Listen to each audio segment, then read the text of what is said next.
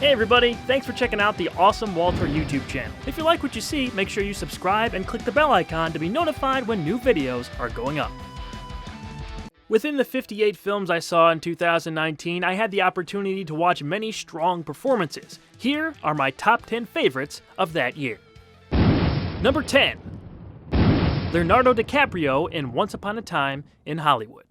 This movie just missed out on my top 10 favorites of the year, but the performances across the board in this film were great. In my opinion, Leo stood out the most. Particularly the scenes with him and the little girl on the Western film set showed off a side to the character that Leo hit a home run with. If you haven't seen it yet, Quentin Tarantino's Once Upon a Time in Hollywood is great filmmaking from page to screen. Number 9. Anthony Hopkins in The Two Popes. I was skeptical of this film before I saw it, but upon watching it on Netflix, I enjoyed it quite a bit. Anthony Hopkins and Jonathan Pryce as Popes Benedict XVI and Francis respectively each had their moments to shine, and their strong chemistry was a pleasant surprise. I think Hopkins as Benedict was the more engaging of the two, as he seemed to really focus on posture, body language, and speech cadence with his performance. His attention to detail was greatly appreciated, and even if some of his best scenes were dramatizations, he still pulled off a believable and well-rounded version of the Pope Emeritus. Number 8. Aquafina in The Farewell. I talked about how much I loved this film in my top 10 movies of the year list, but Aquafina is one of the biggest reasons why.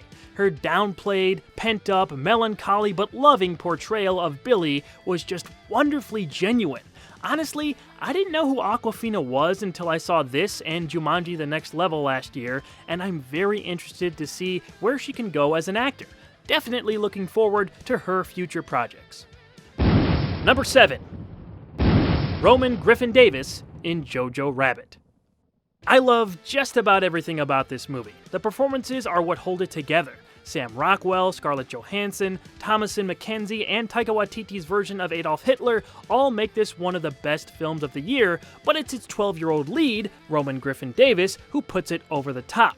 The emotional range that he shows off is that of an actor well beyond his years. The slow realizations that he goes through in Jojo Rabbit are done with impressive tact.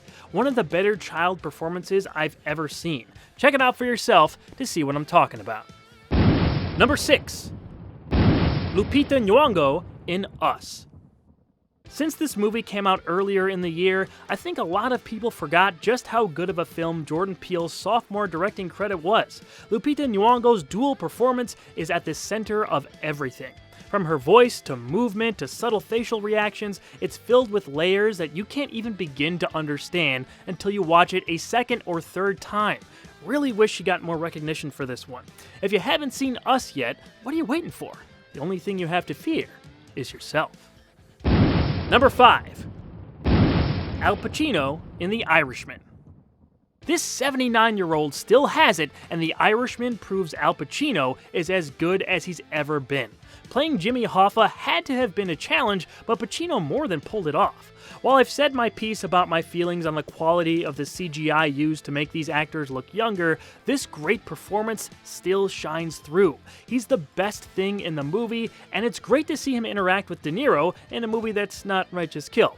Scorsese plus Pacino equals greatness. If you've got an extra 3.5 hours to kill, The Irishman is a good way to spend them. Number 4.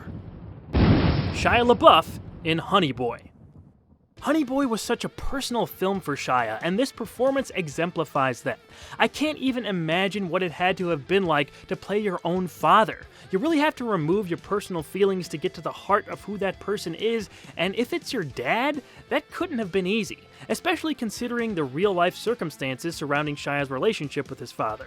It's the best performance I've seen Shia give, and it's probably my favorite movie of his in general. Honey Boy is a winner. Number 3. Renee Zellweger in Judi. Looking at old footage of Judy Garland in her later years and comparing it to Renee Zellweger's scenes in this film makes this performance that much more impressive. Without going over the top, Zellweger captured desperation, sadness, a tragic past, and the need to be loved in this character. The movie itself is decent, nothing overly special as a whole. I'd say a film featuring more of the scenes with the younger Judi would have made for a better movie, but Zellweger's amazing performance pulls this one out of mediocrity. I'd suggest seeing it just for her turn as this tragic Hollywood figure. Number 2. Adam Sandler in Uncut Gems. In any other year, this would be number 1, easily. Adam Sandler uses all his tricks here with fresh direction from the Safdie brothers to make a unique and fascinating character. Howard is a very different turn for the comedic actor, and I wish we'd see more risk-taking from him in the future. When Sandler is in a really good movie, it always makes me think how great he can be if he just came out with more of these types of films on a more consistent basis. But in any case, Uncut Gems is definitely his best performance in my opinion. Don't miss out on seeing this film.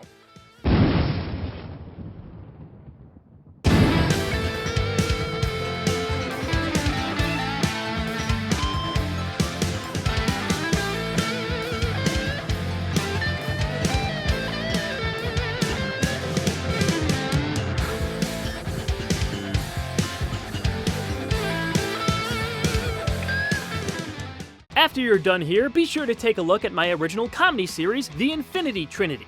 All 5 episodes are now available right here on the Awesome Walter YouTube channel. Also, don't forget to leave a comment about what you thought of the show. Now, on with the video. And my number 1 favorite performance of 2019, Joaquin Phoenix in Joker. What is there to say about this performance that hasn't already been said? It's incredible. Joaquin Phoenix's haunting portrayal of comic book's most notorious villain is truly something special. Seeing a different take on the character like this was refreshing and also freeing, not having to base this version on anything too specific. It was their own story of the Joker's origin, and it made for something that became a cultural touchstone in 2019. After Heath Ledger's masterful turn as the Crown Prince of Crime in 2008's The Dark Knight, it was thought an impossible task to top. Well, at the very least, Phoenix has created a conversation about just who is the best on-screen Joker. Thank you guys for watching, and be sure to check out my top 10 favorite movies of 2019 as well. See you next time!